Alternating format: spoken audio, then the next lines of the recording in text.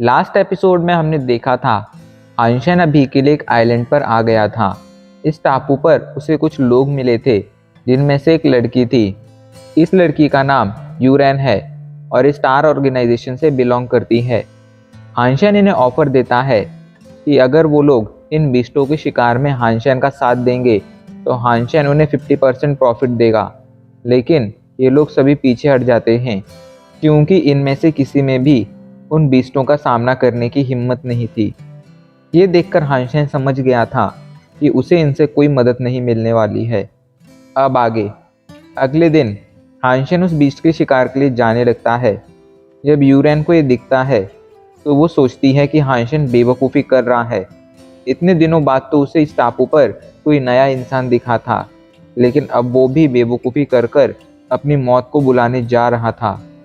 इधर हानशेन वहाँ से बाहर आकर अपना गोल्डन आर्मर पहन लेता है, जिसके बाद वो तेजी से उन माउंटेन्स की डायरेक्शन में बढ़ने लगता है जहाँ पर वो 3 आंखों वाले बीस्ट थे। हानशेन कुछ ही पलों में उस जगह पर पहुँच गया था। वो आसपास देखता है, वहाँ पर बहुत सारे 3 आंखों वाले बीस्ट थे। तभी एक म्यूटेंट रैंक का 3 आंखों वाला बीस्ट उस पर हमला करने आने लगता है।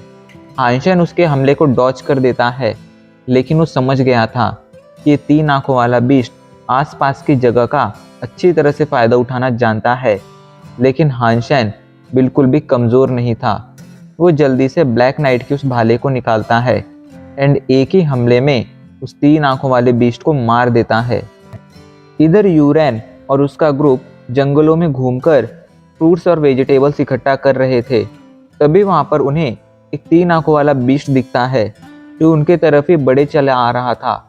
लेकिन कुछ ही पलों में उन्हें समझ आ जाता है कि 3 आंखों वाला बीस्ट असल में मरा हुआ है। हानशेन उस 3 आंखों वाले बीस्ट को अपने कंधे पर वहाँ लेकर आया था। उसे अभी के लिए एक 3 आंखों वाला बीस्ट कैरी करता देख सभी लोग शॉक हो गए थे।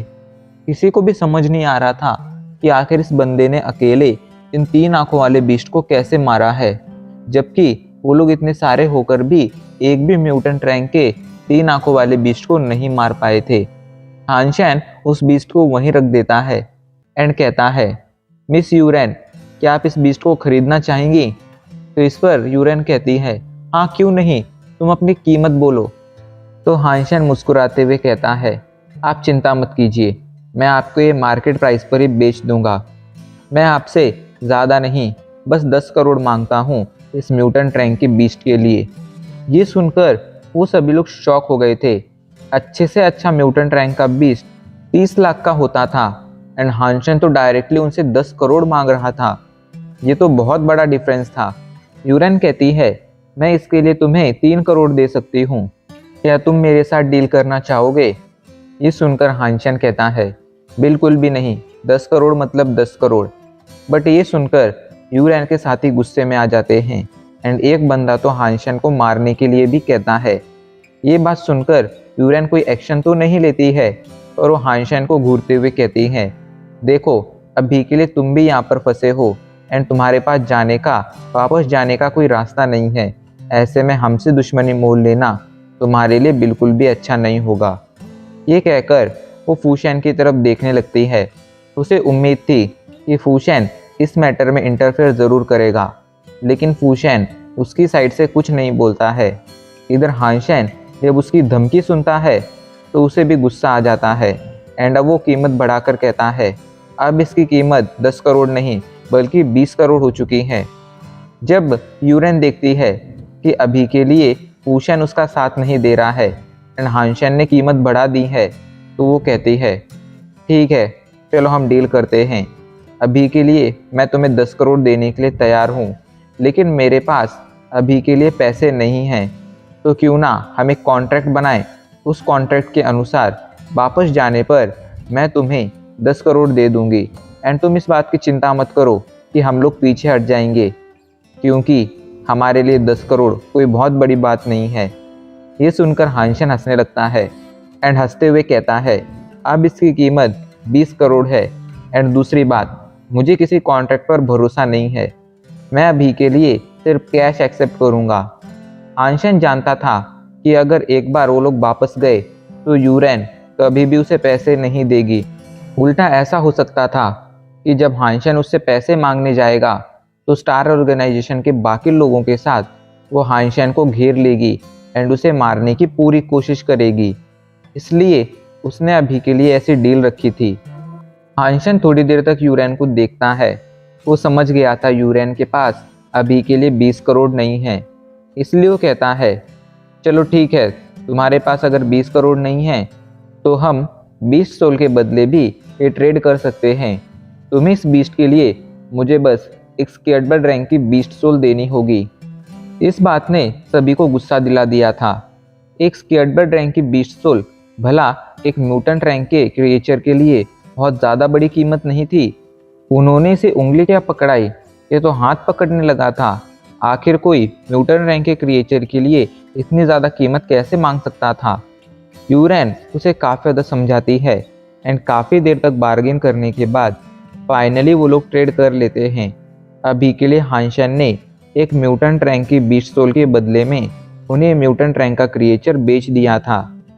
हानशन के वहाँ से जाने के बाद यूरेन गुस्से से फूशन की तरफ देखती है एंड कहती है, जब वो इतनी सादा नाइंसाफ़ी कर रहा था तब तुमने उससे कुछ कहा क्यों नहीं? मेरे इशारे करने पर भी तुमने कोई एक्शन नहीं लिया, आखिर ऐसा क्यों? ये सुनकर फूशन जल्दी से उस म्यूटेंट रैंक के बीस्ट के पास आता है एंड उसके गले पर मौजूद घाव की तरफ इशारा करते हुए कहता है, ये देखो, इसकी बॉडी पर सिर्फ एक ही कट है। मतलब हानशन ने सिर्फ अपने एक ही हमले में इस बीस्ट को मौत के घाट उतार दिया था। ऐसे में मैं उसे या तुम उसे कम नहीं आंक सकती हो। वो बंदा बहुत ज़्यादा पावरफुल है। ऐसे बंदे से दुश्मनी मोल लेना हमारे लिए बिल्कुल भी अच्छा नहीं होगा। इसलिए मैंने कोई एक्शन नहीं लिया था। अभी के लिए यूरेन भी समझ गई थी कि उसने स्टार्टिंग में हानशन को भले ही कमज़ोर समझ लिया था, पर हानशन असल में कमज़ोर नहीं था। इधर हानशन अगले कुछ और दिनों तक यही सिलसिला जारी रखता है। इन दिनों उसने कुछ और म्यूटेंट रैंक की 20 सोल यूरेन से हासिल कर ली थी। एक रात हानशन अपने पंखों का यूज़ कर कर इस बड़े से टापू के ऊपर उड़ रहा था। वो जानना चाहता था कि आखिर यूरेन इतनी खराब डील के लिए आखिर मान कैसे गई है। वो जब भी कोई म्यूटेंट रैंक का क्रिएचर उसे बेचने जाता था, वो भी बिना किसी बार्गेन के। पिछले कुछ दिनों में हानशन ने उनके ग्रुप को काफ़ी अच्छी तरह से ऑब्जर्व किया था एंड वो समझ गया था यूरेन जो उसे कहानी सुना रही थी कि वो लोग इस टापू पर आना नहीं चाहते थे, पर उसकी एडबल्ट रैंक के बीस्ट के हमले की वजह से वो लोग इस टापू पर आकर फंस गए थे। वो कहानी आधी अधूरी सच थी और आधी अधूरी झूठ, क्योंकि यूरेन और उसका ग्रुप असल में इसी टापू पर आना चाहता था। पर आखिर वो लोग ऐसा करना क्यों चाहते थे, इसी का पता लगाने के लिए हानशन अभी के लिए उड़कर माउंटेन्स में घूम रहा था। तभी अचानक से उसकी नज़र माउंटेन के एक स्ट्रक्चर पर पड़ती है। पहले तो उसे कुछ समझ नहीं आता है, पर जब वो उसे ध्यान से देखता है तो उसे समझ आता है कि ये माउंटेन्स देखने में किसी लोटस जैसे लग रहे हैं एंड वो शॉक होकर कहता है, ये तो लाइफ लोटस है। लाइफ लोटस वो जगह होती थी जहाँ पर हमेशा एक नेस्ट होता था और उस नेस्ट के अंदर हमेशा कोई स्केटबर्ड रैंक का बीस्ट का अंडा ज़रूर होता था। वो एक चीज़ जो नेस्ट को ख़ास बनाती थी वो ये थी कि जब भी कोई नेस्ट के अंदर मौजूद अंडे को फोड़ता था तो उसे ज़रूर कोई ना कोई बीस्ट सोल मिलती थी एंड वो भी किसी रेयर टाइप की, ना कि नॉर्मल टाइप की। इस वजह से हानशन अभी के लिए काफ़ी ज़्यादा खुश हो गया था। वो समझ गया था कि यूरेन और उसका ग्रुप इसी नेस्ट की वजह से यहाँ पर आए हैं। वो नेस्ट की तरफ आगे बढ़ना शुरू कर देता है एंड कुछ ही पलों में नेस्ट के एंट्रेंस पर आ जाता है, लेकिन वहाँ पर उसे कोई 3 आँखों वाला बीस्ट दिखाई नहीं पड़ता है। वो समझ जाता है कि ये 3 आँखों वाला बीस्ट असल में इस नेस्ट की रक्षा करने के लिए यहाँ पर नहीं आए हैं। अक्सर ऐसा होता था कि नेस्ट की रक्षा करने के लिए वहाँ पर कई सारे बीस्ट मौजूद होते थे एंड उनमें एक स्केटबर्ड रैंक का बीस्ट भी होता था। इसलिए हानशन को स्टार्टिंग में ये लगा था कि ये 3 आँखों वाले बीस्ट असल में इस जगह पर इस अंडे की रक्षा के लिए हैं, इस नेस्ट की रक्षा के लिए हैं। लेकिन अब वो ये समझ गया था कि ये लोग, मतलब ये 3 आँखों वाले बीस्ट यहाँ पर इस अंडे की रक्षा के लिए नहीं हैं, बल्कि वो कोइंसिडेंटली यहाँ पर आ गए हैं एंड वो लोग अभी के लिए यूरेन के रास्ते का रोड़ा बन रहे हैं। अब इस बात से उसे वैसे भी कोई फर्क नहीं पड़ता था, इस वजह से वो इस बात को नज़रअंदाज कर देता है एंड नेस्ट के अंदर एंटर करता है।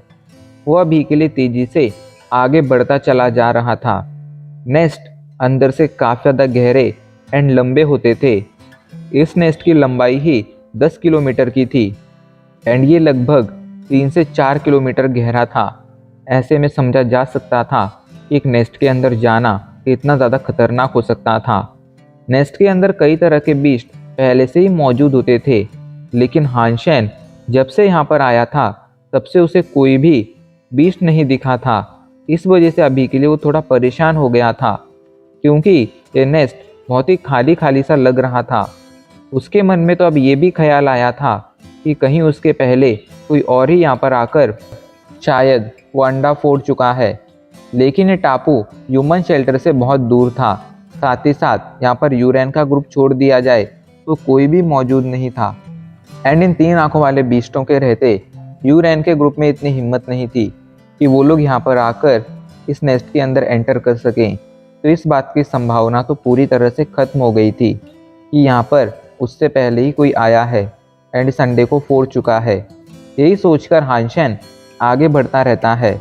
फाइनली उसके सामने एक शेल वॉल आ जाती है, जो अक्सर एग रूम की प्रोटेक्शन के लिए वहाँ पर मौजूद होती थी। हानशेन अपनी तलवार से उस शेल वॉल को डिस्ट्रॉय कर देता है एंड जल्दी से अंदर चला जाता है। अंदर अभी के लिए कई तरह के अंडे मौजूद थे, पर हानशेन जानता था इन सभी में से कोई भी वो अंडा नहीं है जिसकी तलाश में वो यहाँ पर आया है।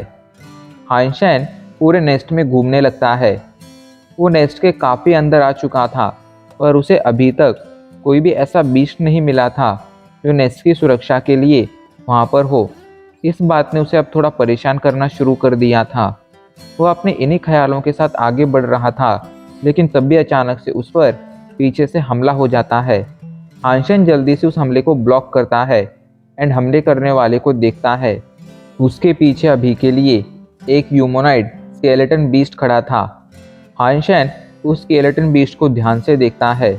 उस स्केलेटन बीस्ट बहुत ज़्यादा खतरनाक लग रहा था एंड गुस्से से हानशेन को घूर रहा था। अच्छी बात ये थी कि हानशेन ने इस नेस्ट के अंदर एंटर करते ही अपने गोल्डन आर्मर को वापस ले लिया था एंड अपने क्रिस्टल चींटियों वाले आर्मर को पहन लिया था। इस वजह से वो स्केलेटन के हमले को ब्लॉक कर पाया था। अगर वो अभी के लिए गोल्डन आर्मर में होता तो बिल्कुल भी इस हमले को ब्लॉक नहीं कर पाता। उसके जो ये दोनों आर्मर थे वो भले ही स्केर्ड ब्लड रैंक के हों, लेकिन दोनों के पास अपनी अपनी खास एबिलिटी थी। उसका जो गोल्डन आर्मर था वो सिर्फ उसकी प्रोटेक्शन कर सकता था, साथ ही साथ वो वज़न में भी काफ़ी ज़्यादा भारी था। इस वजह से वो हानशेन की स्पीड काफ़ी ज़्यादा कम कर देता था। डिफेंस के अलावा उसका कोई खास यूज़ नहीं था। वहीं उसका ये जो क्रिस्टल चींटियों वाला आर्मर था उसका डिफेंस गोल्डन आर्मर से भले ही थोड़ा कम था, लेकिन जब हानशेन इसका यूज़ करता था तो उसकी स्पीड और स्ट्रेंथ कई गुना बढ़ जाती थी एंड ऐसे में हानशेन किसी भी हमले को डॉज करने में सक्षम हो जाता था। अभी के लिए इसी आर्मर की वजह से हानशेन ये हमला ब्लॉक कर पाया था, वरना अगर वो कहीं गोल्डन आर्मर में होता तो बिल्कुल भी इस हमले को ब्लॉक नहीं कर पाता। हानशेन इस बीस्ट से फाइट करना शुरू कर देता है तो इस पर कई सारे हमले करता है, लेकिन ये बीस्ट बहुत ही आसानी से उसके हर एक हमले को डॉज कर देता है। ये देखकर अभी के लिए हानशेन थोड़ा परेशान हो गया था। वो जल्दी से इस पर एक और हमला करता है, लेकिन ये बीस्ट अपने पंजों से उसके हमले को बहुत ही आसानी से ब्लॉक कर देता है। उसके पंजे देखने में किसी खंजर जैसे थे। ऐसे में अभी के लिए हानशेन के हमले की वजह से इस बीस्ट पर थोड़ी सी भी चोट नहीं आई थी। ये बीस्ट एक खास तरह का फुटवर्क जानता था, जिसका यूज़ कर ये आसानी से किसी भी हमले से बच सकता था। ये बात हानशेन को समझ आ रही थी, इसलिए वो काफ़ी ज़्यादा सीरियस हो गया था। वो सोच में पड़ जाता है उसे क्या करना चाहिए, लेकिन तभी अचानक से वो बीस्ट हानशेन पर एक हमला करता है एंड हमला इतना ज़्यादा खतरनाक था कि उसके क्रिस्टल चींटियों वाले आर्मर पर एक स्क्रैच आ जाता है एंड वो स्क्रैच नॉर्मल नहीं बल्कि काफ़ी गहरा स्क्रैच था। हानशन ने सिल्वर ट्राइडेंट का यूज़ कर उसके हमले को ब्लॉक तो कर लिया था, लेकिन वो इतना समझ गया था कि उसके ये पंजे हद से ज़्यादा पहने हैं एंड हानशन अभी के लिए उससे फाइट करने में सक्षम नहीं है। वो किसी तरह जल्दी से उससे दूर आता है, लेकिन वो बीस्ट उसका पीछा करना नहीं छोड़ता है एंड उस पर हमले करना जारी रखता है। हानशन एक के बाद एक उसके हमलों को ब्लॉक करता है। यहाँ पर अभी के लिए उसकी प्रेडिक्शन पावर भी फेल हो रही थी। पता नहीं ये बीस्ट किस तरह के फुटवर्क का यूज़ कर रहा था जो हानशन की प्रेडिक्शन पावर को भी लगभग डिस्ट्रॉय कर चुका था। हानशन समझ जाता है कि वो इस बीस्ट से और ज़्यादा फाइट नहीं कर पाएगा, इसलिए वो जल्दी से म्याउथ को बाहर बुलाता है।